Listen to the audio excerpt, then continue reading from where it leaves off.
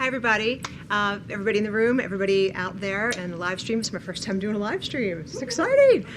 This is Dr. Jennifer Irwin. I'm the chair of the Master's of Arts in Education program here at Ashford, and it is my pleasure to introduce my dear friend and colleague, Jen Lara. Jen and I work together in a teacher prep program at Anne Arundel Community College outside of Annapolis, Maryland, where Jen has been a professor there for almost 20 years. In addition to being a full-time faculty member, Jen is wearing a new hat as the director of the Center for Faculty and Staff Development. A graduate of Michigan State University, University of Colorado, and Johns Hopkins University, Jen is passionate about engaged learning, infusing coaching in education, and supporting educators as they grow their capacity.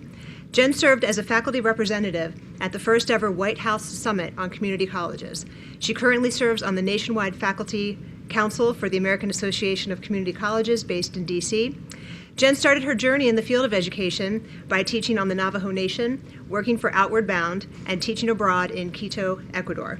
When not tethered to her laptop, Jen loves all things outdoors, spending time between Maryland and Colorado, and shaking up the status quo. It is now my honor to introduce Jen Lara, my very dear BFF, as she presents this afternoon's keynote, Embrace, Entangle, Amplify.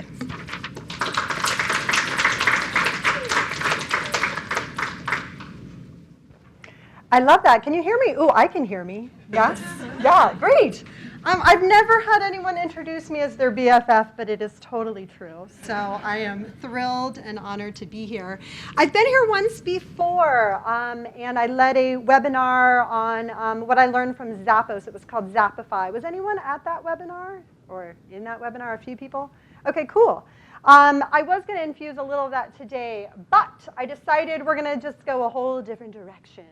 So before we begin, those of you who are not sitting in the room with us, this is a great hashtag to use to kind of keep this conversation alive, both in Twitter, I love Instagram, Facebook, any place you want to throw it will work. And then also, if you have, for those people who are not in the room, a cell phone and you have the TLC app, you can also start posts and post there, because there will be some opportunities today for us to engage both face-to-face for those of us who are in this room, and then also for people who are not here to engage as well. So I have a real talent, and I bet you have this talent too. I can take coffee and turn it into just about anything. And I do about 5 to 6 keynotes a year, and it's always a great honor to spend time with people who are passionate about the same things that I am passionate about. So I'm totally thrilled to be here.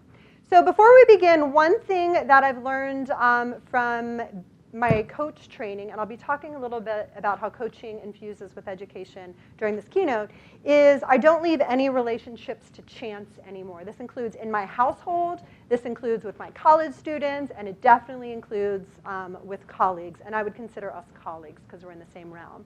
So when you design your relationship, you sort of put out there almost like the ground rules of how that relationship's going to be. So I'd like to offer up 4 ideas to design our relationship.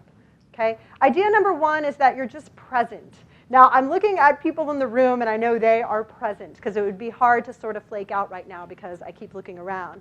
But we also have a lot of people who are at home, who are at remote offices, who knows, could be at a cafe in France right now. And I'd love that during our hour together to be as present as possible.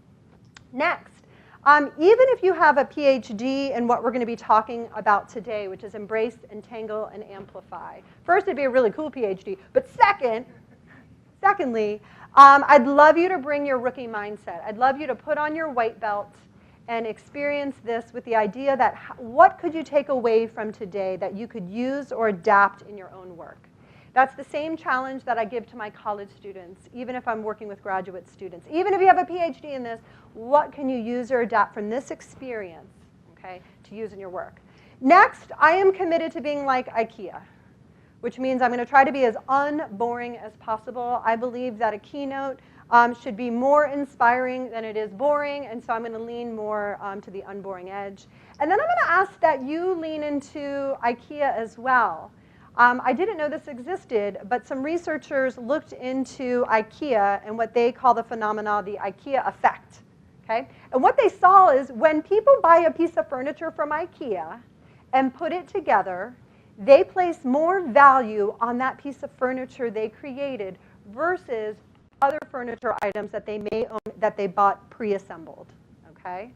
So what does that mean for you today? It means that you really got to be here with that rookie mindset in hopefully a most unboring way so that you can add a little bit of your own strength and power and insight into what we're talking about so that you can experience the IKEA effect. So this isn't just going to be this passive, I'm going to sit here. There'll be opportunities throughout for you to engage. Does that make sense?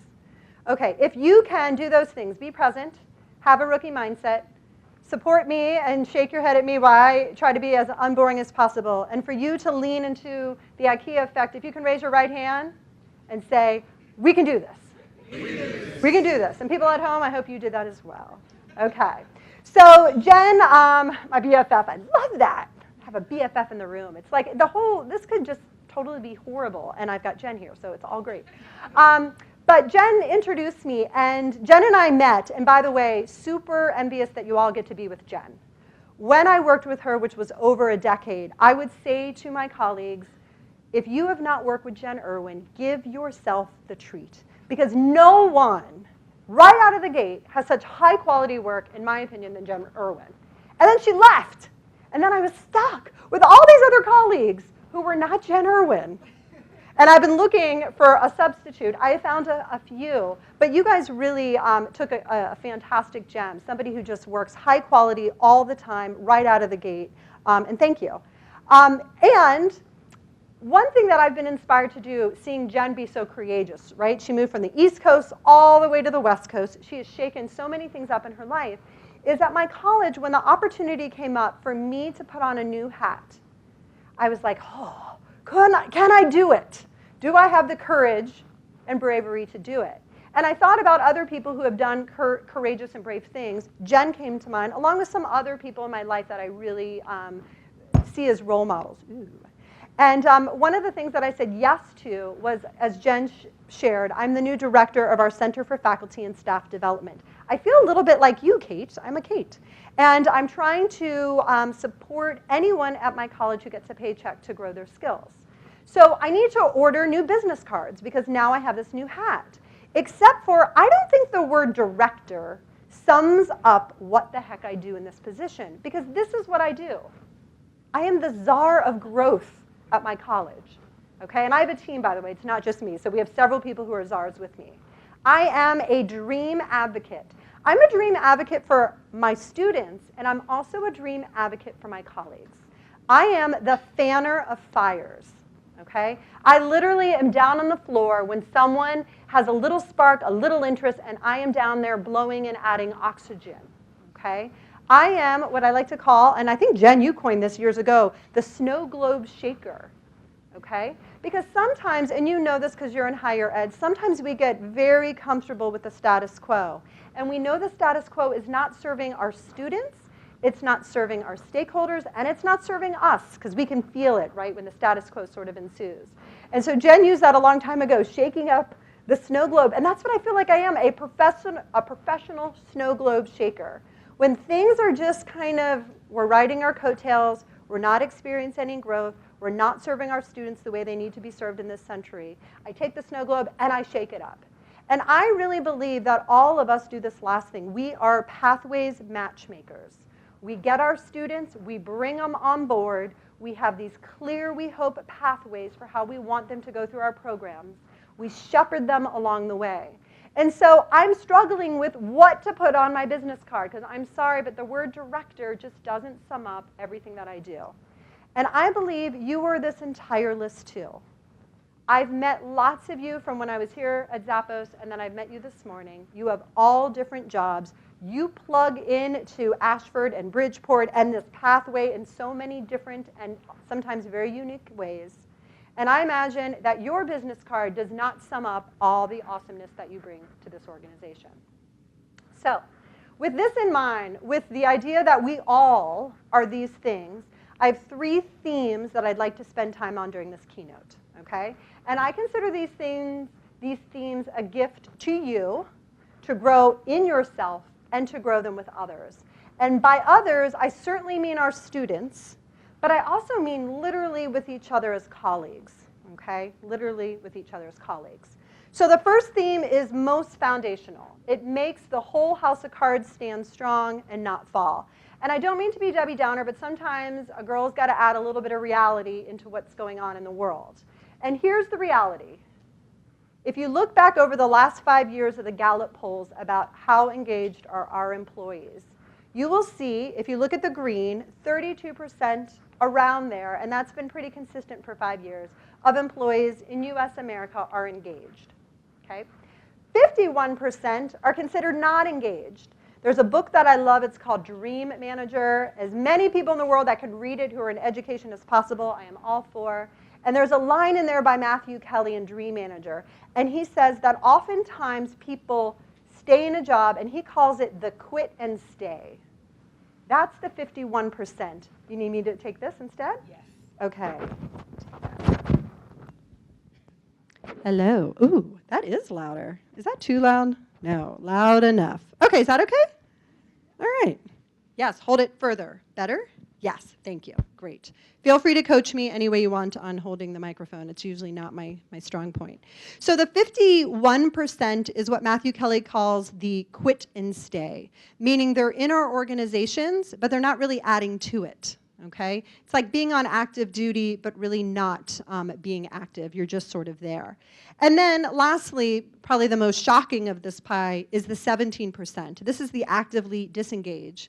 And what Gallup poll says about the actively disengaged is they're not only at our workplaces, these employees, but they're going out of their way to sort of sabotage the experience for others. Okay? At my college, we oftentimes call them the curmudgeons. They never have anything positive to say. Yes.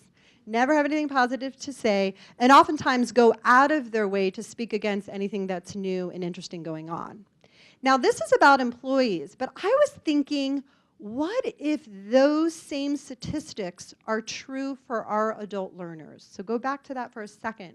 What if when we get a class of learners, we have only about 30% of them highly engaged in our programs, 51% who are in our programs, but they're doing the quit and stay, so they're not really super active and really giving forth all their energy. And then we have the 17% that we're pretty certain we're going to leave, okay? They're not going to stick it out, and if they stick it out, they're not going to be very successful. So I have an antidote to that research, both for employees, but also for our adult student learners. And it is to embrace our core values, okay? So let me talk a little bit about what a core value is. Part of my background is in coaching, and I don't sugarcoat what the coaching is. It is life coaching. And I'll share that story soon about how this came to be. Oh, I'm just noticing this weird break in the meaning and importance. That's weird looking. Okay, I guess from the Mac to your computer, it got a little strange.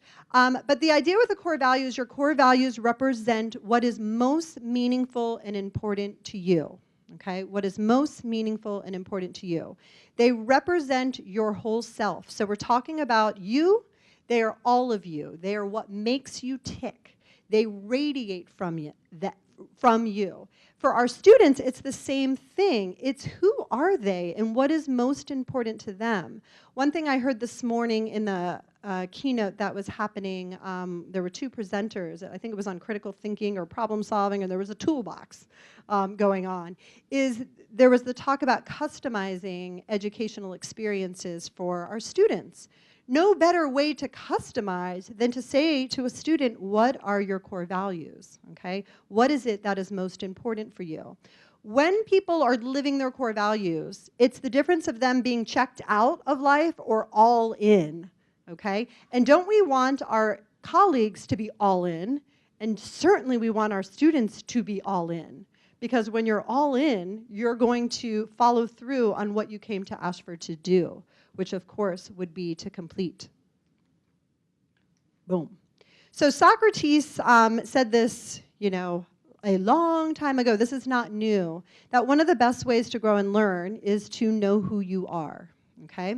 And so a lot of times when I'm working with adults, and especially adult college students, I will talk about core values. And I get this totally blank stare, because most adults don't know what their core values are. We know there's some things that are important to us, but we don't necessarily know what they're called.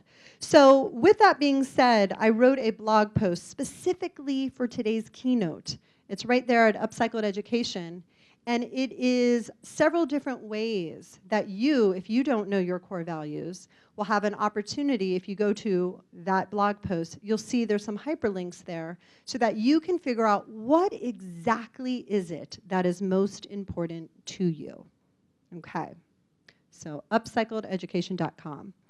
And one of the reasons this is so important is when we're talking about our students and we want them to retain and we want them to complete and we want them to graduate or we want them to go on to live these really fulfilled, engaged lives, is our core values serve as an internal GPS. Okay? They become our direction, our compass for how we make decisions in life. So if you don't have them, you can imagine that you would be a bit directionless. So this is an example of core values. This is a page out of my journal. I have 4 core values, and I added a 5th one recently, which I'll share in a moment. These 4 values rule my world. Joy, connection, and that's connection to myself, that's connection to other people, that's connection to nature, being creative, and lastly, taking initiative. If I'm not living those 4 core values, not only do I feel it, but the people around me feel it, specifically my husband and daughter, my sweet dog Jedi, but also our students. So for many years, you heard from my introduction, I've been involved in education. I think at this point it's 25 years because I started right when I was in college. For years, students would say to me, "I love your energy." And I'd say, what does that really mean? I just love your energy. I love your energy. I love your energy. And I actually, in the last few years, have taken that as like a slam. And finally, it dawned on me that when people say, I love your energy, what they're really saying is, I love you because you live your core values and I can feel it, right? So if I show up to the office and I have fulfilled these 4 core values, people feel it because I am all me. I'm all in. When I walk into the classroom and I bring a lesson that creates joy and has connection and has a splash of creativity, and because I'm the leader of that classroom, I get to take initiative. When I walk into that room, students feel it. And vice versa. When students are living their core values, I feel that too. So I no longer let a semester go by without being with my students on the first day and identifying 2 things, their core values and letting them understand growth mindset, which I saw there was a workshop on that today. Okay? Those 2 things paired together are unstoppable when we're talking about students staying with us and completing what they came here to do. So let's go forward. The other thing that makes core values really important is that they support why the heck we're here on this planet anyway. And I'm not one of those people who believes that we have one life purpose in life. I believe like this quote, the purpose of life is a life of purpose. And our purpose could be in many different realms. For example, I have a stake, I have a purpose in my life with my family. I have a purpose in my work at Anne Arundel Community College. I have a purpose in that I enjoy keynotes, and I do them for a very specific reason. Okay? And so when we're thinking about our students, oftentimes they may not know what their purpose is, but we need to back up and say, do you even know what's most important to you? What are your core values? Because those values stem your purpose. There was a group of Stanford graduate students who did a special project about what education could look like in the next 20 years. And what they said is people would no longer choose majors, they would choose missions. And their mission would be related to their life purpose. Their life purpose would be related to their values. Do you see how this all connects? Okay, great. The other reason this is important, I just mentioned growth mindset, is the easiest way to be growth-minded is to live your values. It is almost impossible to be fixed-minded when you are living your values. Okay? So those values are really non-negotiable. For our students and for ourselves so that we are the most capable, talented, forward-thinking workforce.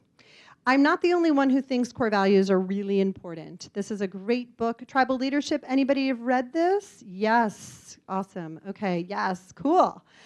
So lovely. There's five different levels of tribes described in this book. The top 2 levels, almost always, people know what their core values are, and they align to whatever the noble cause of the organization is. Okay, so imagine that we all, because it's true, we all have our different core values. And by the way, there is a core value. I've never met a core value I haven't liked. Okay, and I've thought about this a lot. I have literally thought about having a terrorist in the room, doing an activity to identify their values, and I bet I would actually go, God, those are good values. I like security. I love passion. Yes. I may not like how you carry out your values, but those values I can resonate with. So in this case, we all have our own core values, and we don't have to agree what those values are, but if we're in an organization, which you are here at Ashford, they have to align to your mission, okay? Now, I also noticed you guys do have core values. Did you know that? They're online. You got 4 of them. I think I saw empowerment, ingenuity, quality, and guidance, okay? Now, if right now you're like, I didn't even know we had some core values. Okay, that means there may be some work to be done at Ashford. If those truly are the GPS for this institution, then we should all know what they are, and we should be thinking about how do our own core values align with those core values. For the people who are at the Zappos webinar with me, at Zappos, they have 10 core values. Every single employee knows all 10 by heart.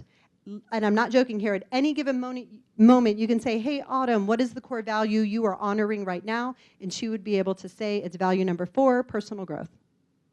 Okay, does that make sense? So those core values, they're not just something we throw around. They really become the internal GPS for ourselves and the internal GPS for an entire organization. And that's what makes a tribe really strong. So there are going to be things that are going to take you away from your core values, okay? And you're going to have to persist and resist so that when you are trying to live your core values, you don't give up, because this is going to happen. There are things that either build you up or tear you down. You decide. Life is always going to have several choices in it, and some are going to be bright and some are going to be dark. And you get to choose, okay, which direction you're going to take. Is this a gift? Is this a challenge? In coaching, we call that a frame. And sometimes you have to put on a new frame for students or yourself so that you can continue to honor your core values. We also call in coaching, that is the skill of stay. Stay means even when the going gets tough, you stay and persevere. Okay? This is why Carol Dweck's work on mindset is so important to our students, because your students at Ashford are almost the exact same student I have at my work at Anne Arundel Community College. For many of our students, when the going gets tough, they don't stay, they leave. And oftentimes, they never come back. So how can we support them in their values and help them figure out a new frame so that they can stay and not leave? Okay, an important skill. This is another book that I love by Ryan Holiday. He's like, I don't know, super young, somewhere in his 20s, and he's written several great books. And exactly the title is what it is. It's the more the challenge, the greater the challenge, the more the opportunity for learning. So for our students, if they could recognize that the more the challenge becomes heightened, the more they have the opportunity to learn if they will just stay. Okay, and figure out where do their core values align with what's going on. I recently found out what WD-40 is. Did you know what it is? Because I didn't know. Some of you know, and I was like super psyched to find out. So the WD stands for water displacement. It's a formula, apparently. And the first 39 tries were unsuccessful. Okay, how cool is that? Talk about staying within the obstacle. Which brings up this Seth Godin quote. Successful people are successful for one simple reason. They think about failure differently. Okay? They think about failure differently. I would love for our students to think about failure differently. Okay? And to think about, when I fail, what's going on with these core values? Did I get them squashed? Did I get them rubbed against? Am I honoring or dishonoring? Because it's all the same sort of connection and story. So I'm an educator, and it would be a total shame if I talked for more than about 15 or 20 minutes without giving people a brain break. So for people at home, you can do a thought post, which means go to the TLC app, hit the little pen in the upper right-hand corner, and you can post your answer. If you're a Twitter user, Instagram, Facebook, use the hashtag #TLC, and we can see what you're thinking there. And then for the folks in the room, can you get yourself an elbow partner, somebody you're sitting near, 1 or 2 at the most. I know I look like a dolphin going for a swim. And you may or may not know your core values 100%. And maybe Kate will invite me back and we can do a whole value exercise where we can really nail those down and start living them so that the whole San Diego community can feel them. But share who you are. If you don't know the role of the person that you're talking to, find out what their role is, and then just share one of your core values, okay, even though you may not know 100% if it's accurate. All right, I'm just going to give you about 2 minutes to do that or less. On your mark, get set, and go.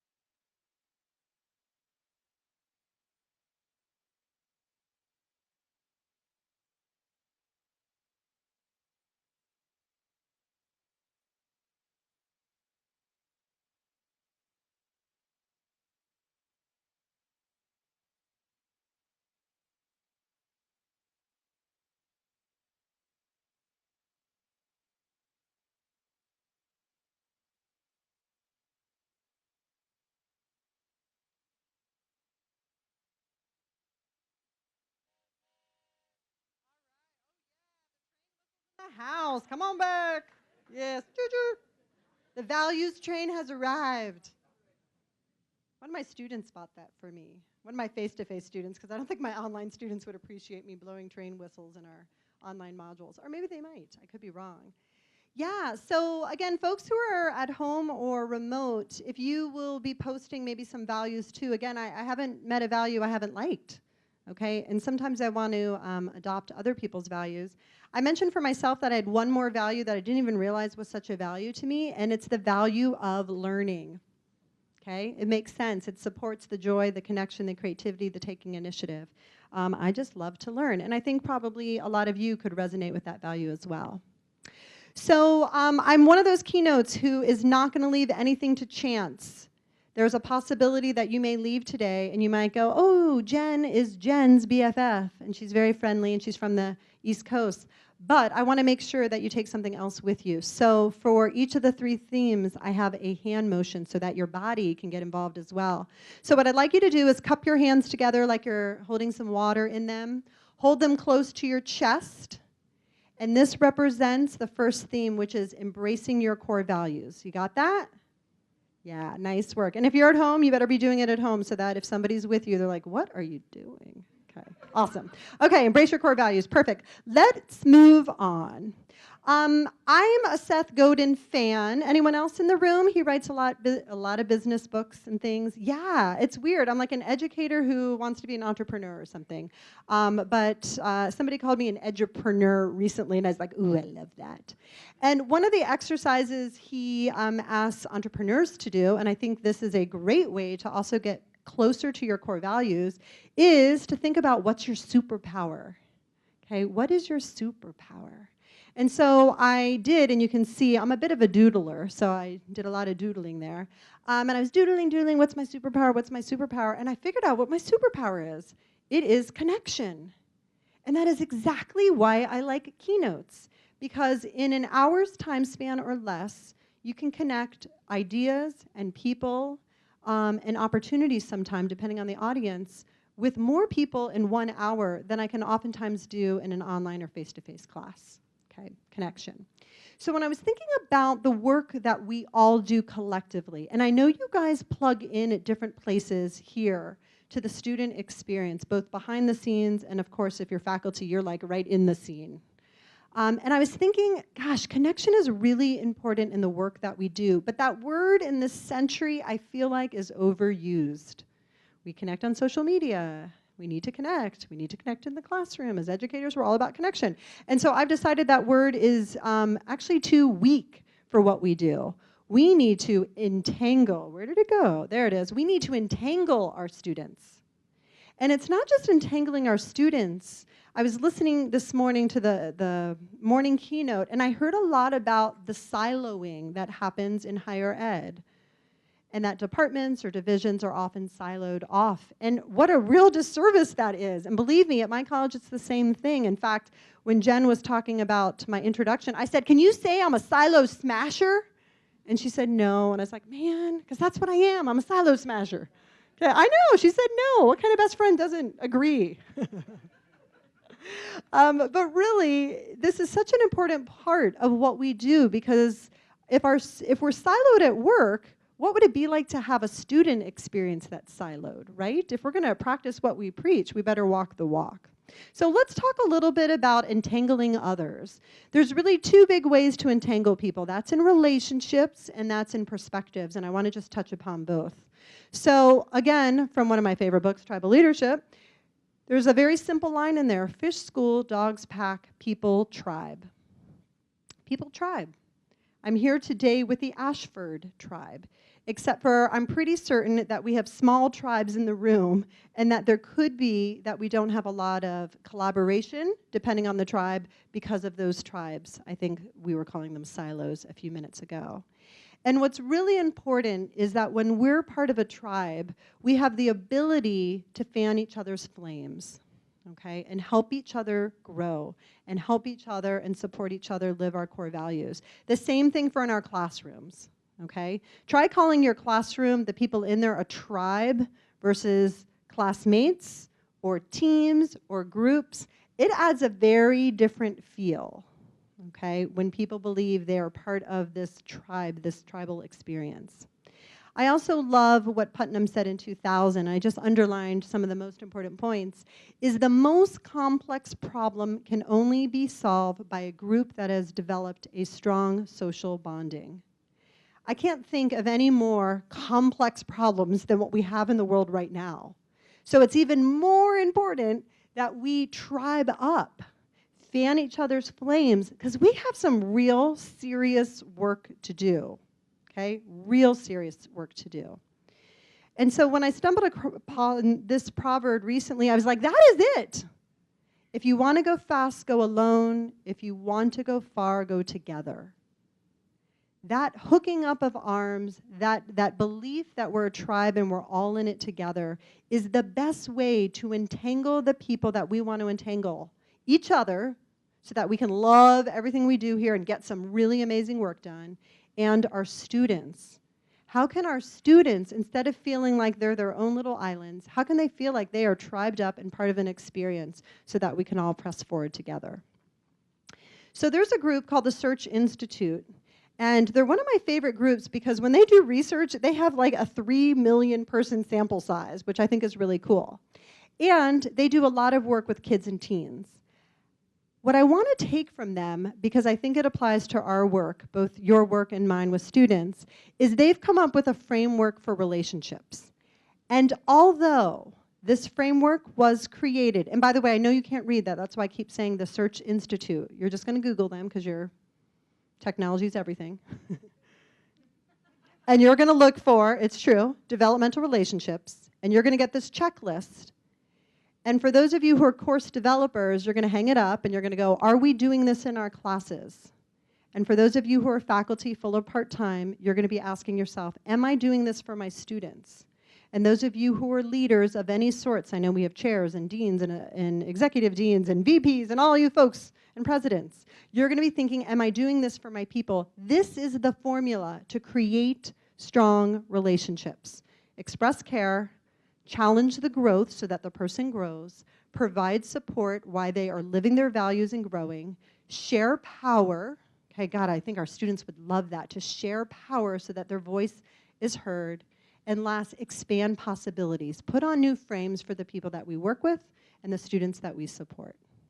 So even though I understand that 3 million sample size was a group of 3 million teens and children, I have to say, this is the answer for our adult students, okay? And it's not that complicated.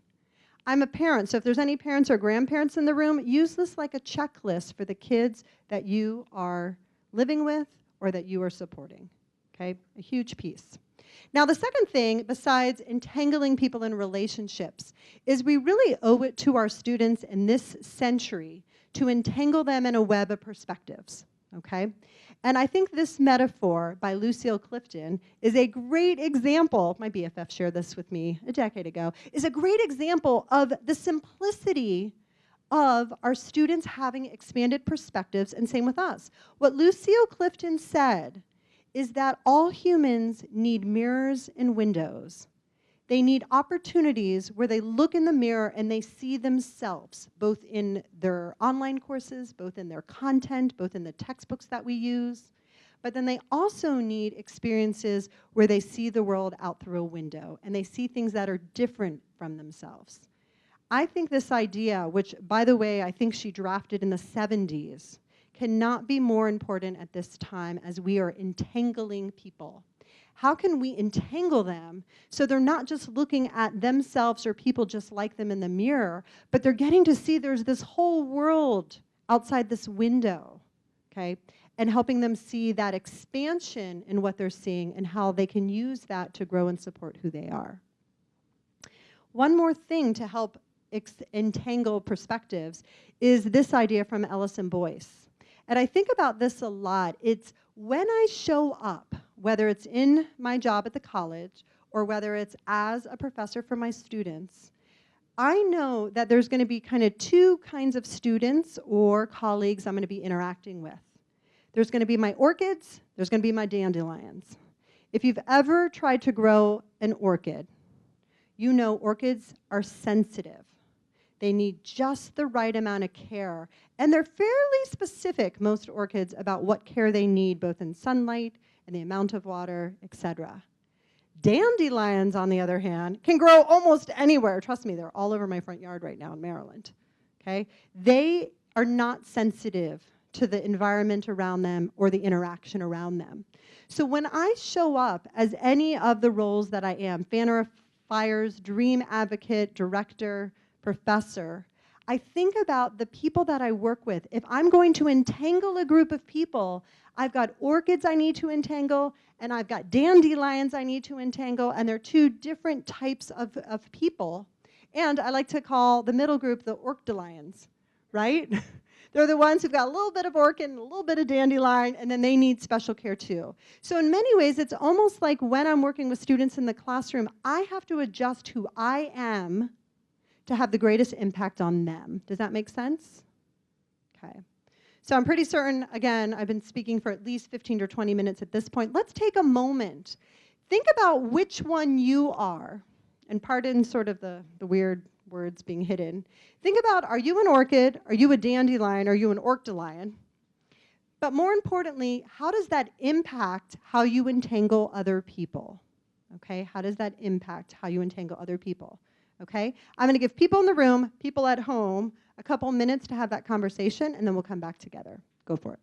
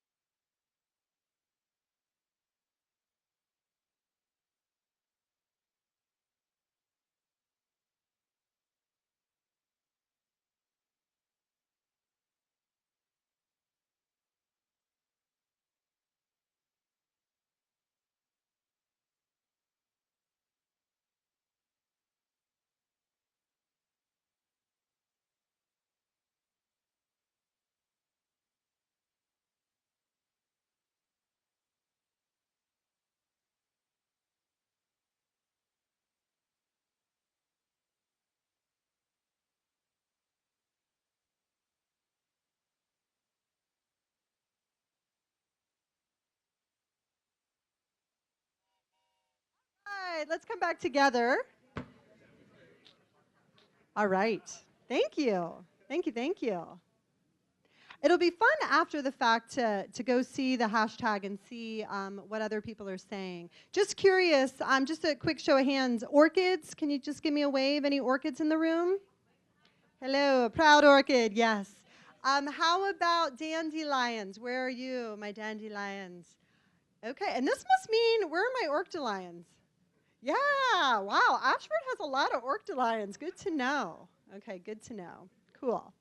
All right, so to entangle people, there's two things to think about. One, we want to entangle them in relationships, and two, we want to entangle them in different perspectives, okay? And both really, really important to this century. So here's the sign. Show me the sign first for embracing your core values. Oh, yes. There they are in your hand, held close to the core. Next is entangle, and this is going to look evil, but it's like, Okay, yes. Like, yes, thank you. I'm having a hard time because I'm holding a microphone far away. Okay, good, great. Okay. All right, let's move on to the last theme, and I want to share a story, and I'm going to try to bottom line it as much as possible. Years ago, true story, I had a friend send me an email. And I taught with her in Ecuador. She lives up in Vancouver. And she said to me, I am studying to be a life coach, and I need people to practice on. And I thought, what the heck is a life coach? Like, do people even claim that as a job? That is the weirdest job I've ever heard. It sounds condescending even. But I'm a teacher, and I thought I will support a student who needs someone to coach. And so virtually, I said, I'll be coached, whatever that means. I have no idea. So anyway, I signed up for a 30-minute coaching session with her by phone. Again, she's in Vancouver. I'm on the East Coast in Maryland. And I hung up the phone, and I said to my husband, who's the polar opposite of who I am, and he said, I said to him, I don't know what that is. I don't know what a life coach does, but I know I need more of what I just experienced for 30 minutes. And the reason why is this quote: there must be a place where dreams go and wait their turn. I'm not kidding, y'all. If we were at a very busy airport, okay, let's take LaGuardia as an example, or San Francisco, and you're at TSA and you got that queue and it's filled, that was my dream queue, I like to call it, that first coaching session. Our 30 minutes was all about being with this queue full of dreams, and those dreams were not going anywhere. And so I then, because my husband is so awesome and reasonable, and I said, I don't know what it costs, but I know I need that. He said to me, well, then let's hire her for you. And so I bought a 6-pack of coaching. It was about $50 a session, and I thought, I am totally worth $50 to unclog this dream queue. And so that's what I ended up doing for the first couple of years of life coaching. I had a dream that for my blog, I wanted to create a cycling team that could be ambassadors of the spirit of the blog. But I always thought, who's gonna want to sponsor a cycling team for some girl they don't know, me, for some blog they've never read, Upcycled Education? And I just started asking people. I would send random emails to good companies like REI, like Mod Podge, like PicMonkey, all these places. And guess what? They said yes. And I thought, oh my gosh, I've got 17 sponsors now for our cycling team. And then I launched a nationwide search. It actually became an international search, and we had 15 writers for my team. I work a lot with public school teachers. And I was getting totally annoyed with all those silly stamps that you see in public schools. Good job, A+, apples. And I thought, one of my dreams is to make a set of rubber stamps that are actually useful. And so in those 2 years of life coaching, that was one thing that I checked off out of the dream queue. And you can see those are some of the stamps that I developed and my students helped me develop. Next in my dream queue is I was due for a sabbatical. Not that you're due, but I had enough, years of service and qualifications to propose a sabbatical. But I thought, why would my college support me? But guess what? It was in the dream queue, and so we attacked that dream too. And then just one more example. My daughter, she's 11 now, but at the time she was way hot into Rainbow Loom. You know, those colorful bracelets and things people made. And I thought, there has got to be another reason for kids to use Rainbow Loom than to have them all over my house. And so I said to my daughter, Olive, what if you and I team up and we do a drive and we have kids make Rainbow Loom items, at the same time donate money, and we give them to a group of people who would care.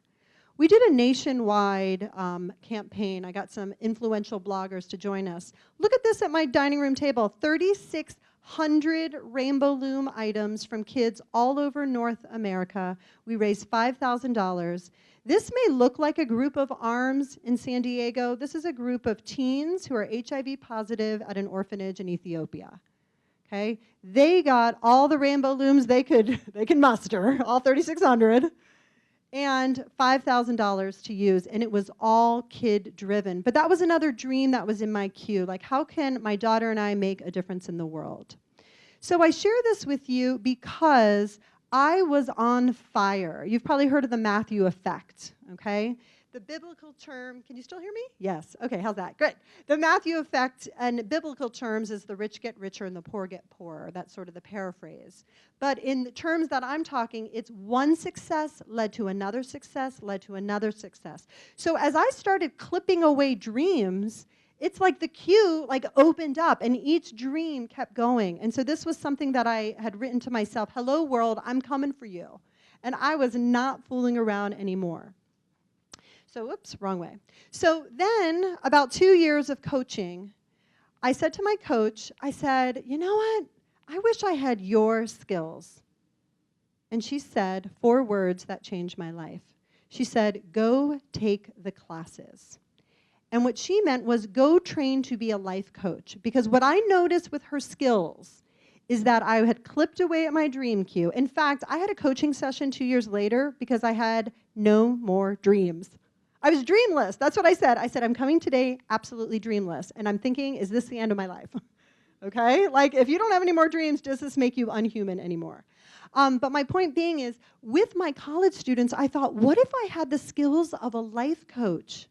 A life coach supports a person from point A to B and then beyond. Like, these are the exact skills your students at Ashford need, my students at the community college needed. And so when my coach said, go take the classes, I said, well, I don't actually want to be a life coach. I just need the skills. And she said, anybody can take the classes. So that's what I ended up doing. I ended up taking my first set of classes through this model. It's called Coactive Coaching. They're based out of California, but they are international.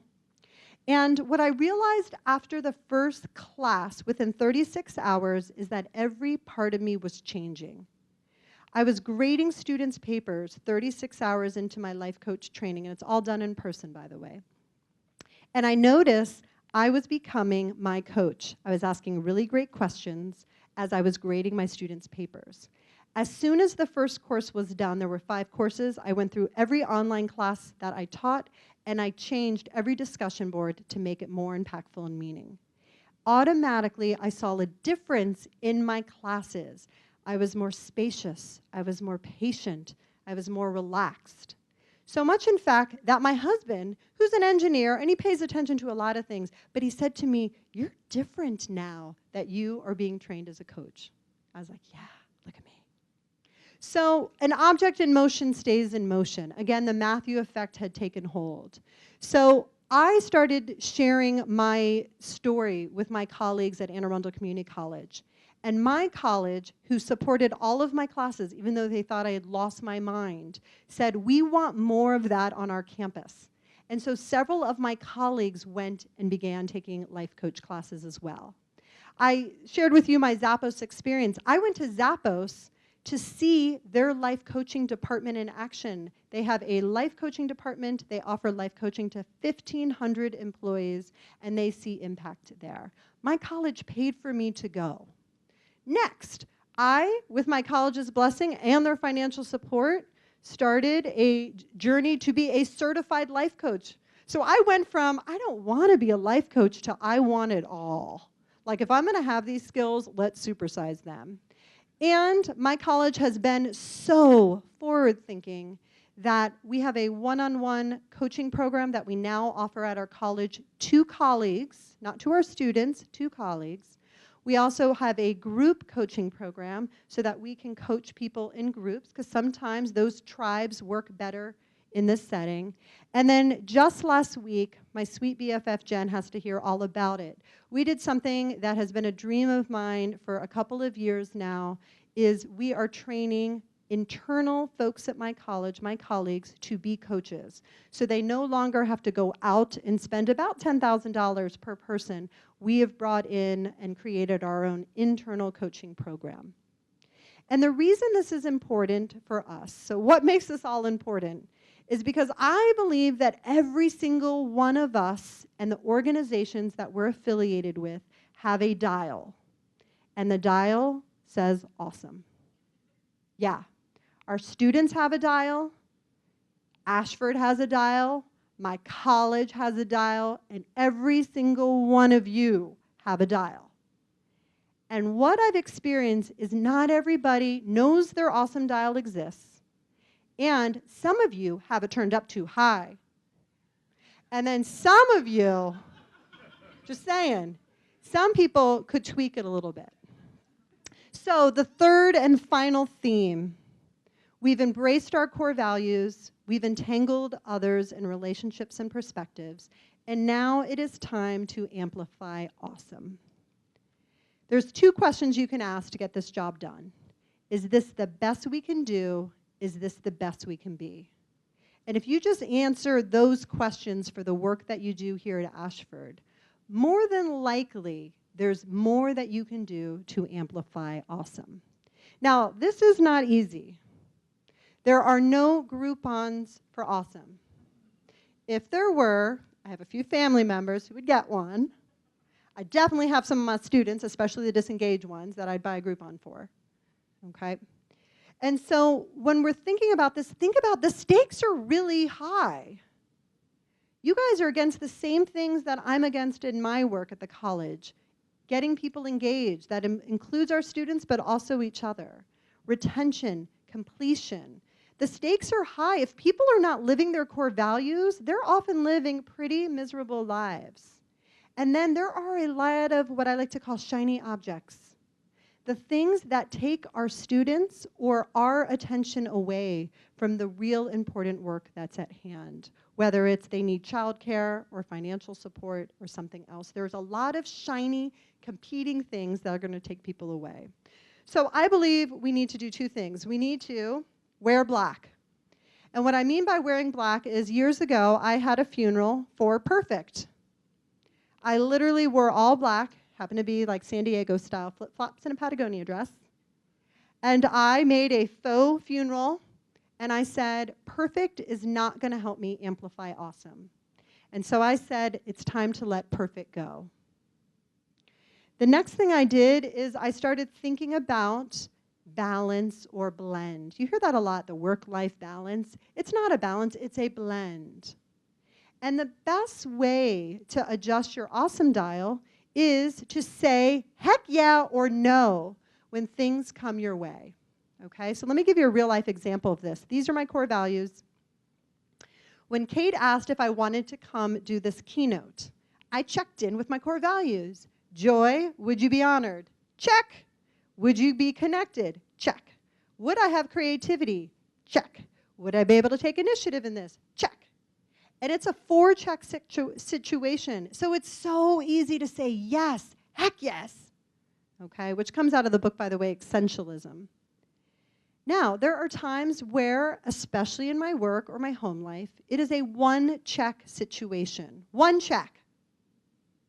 In a one-check situation, you're not going to get the best me. But let's face it, the laundry needs to be folded. Okay? It does. We're getting real here.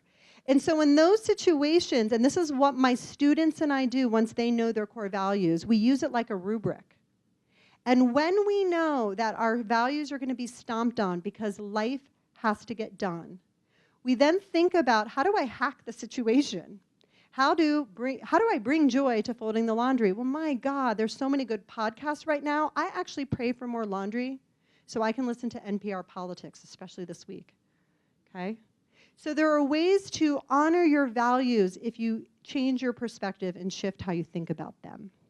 The other thing that we all could realize when we're amplifying awesome is that people like change, they just don't like the transition part. Okay, that middle part is where it gets uncomfortable. And at my college, I like to think of it as a continuum. We follow the Christianity model where we have the disciples who are all about, yeah, something new and different, let's do it. And then we have the naysayers and the fixed-minded curmudgeons on this side. And so to amplify awesome, you also have to be very sensitive to the journey that people are on. Just because you're ready to turn up your awesome dial doesn't mean everybody else is. So being really sensitive and acknowledging that is helpful.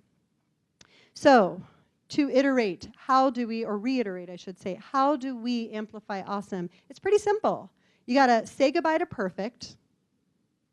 You gotta say heck yes or no using your core values, which is why that one is so foundational. You've got to acknowledge the struggle that not everyone's going to be ready to amplify awesome. They've just discovered they have a dial. And then you always have to dream big. Okay, that's that dream cue that I was talking about. All right, so here's the sign. Let's go from the top. Core values, hug them in. Entangling others, looks evil, but it's really friendly. Amplify awesome comes from the core and it's like fireworks. Yeah, nice. Now they're rocking. Okay, so here we are. Let's do a photo op. Got your phone? You're going to forget these. Yeah, get out your phone. Let's do this. I'm an even photobomb. Look, I'm in my ski outfit. Take a photo. I don't want you to forget. Okay, I want you to embrace your core values. I want you to entangle others. Okay, let me bend down because we don't need two Jens in the photo. Ski Jen is much cuter.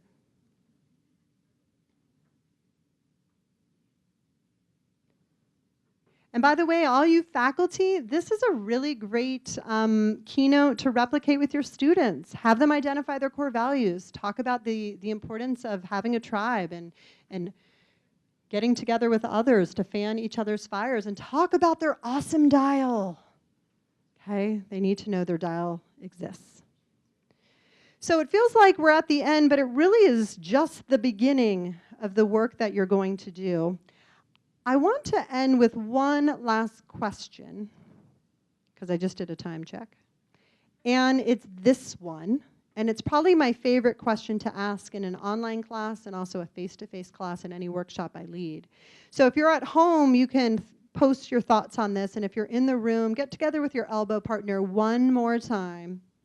And just think for a moment, what are you taking away from this workshop? What are you taking away that's important to you? I'll be quiet for a couple minutes. Go for it.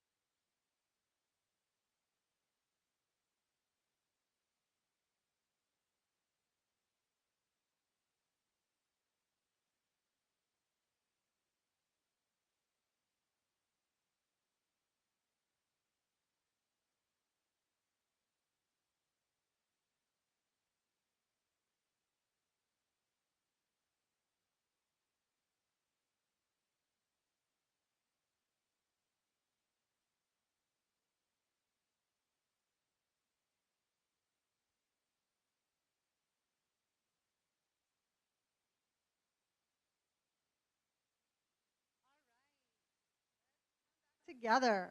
Can you thank your partner by first name if you haven't thanked them already? Thank them by first name if you're in the room.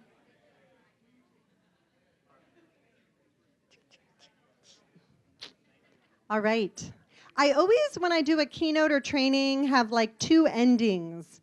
One is the short ending, because I'm out of time. The other is the longer ending, if I have more time. So I'm going with my short ending, but just as meaningful, I hope. So you just spoke about what you're taking away from this workshop.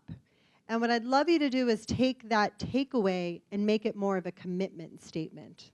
Okay, so whatever you took away, if you can, in your mind, wrestle with it for a moment to say, I will do whatever it is that you took away.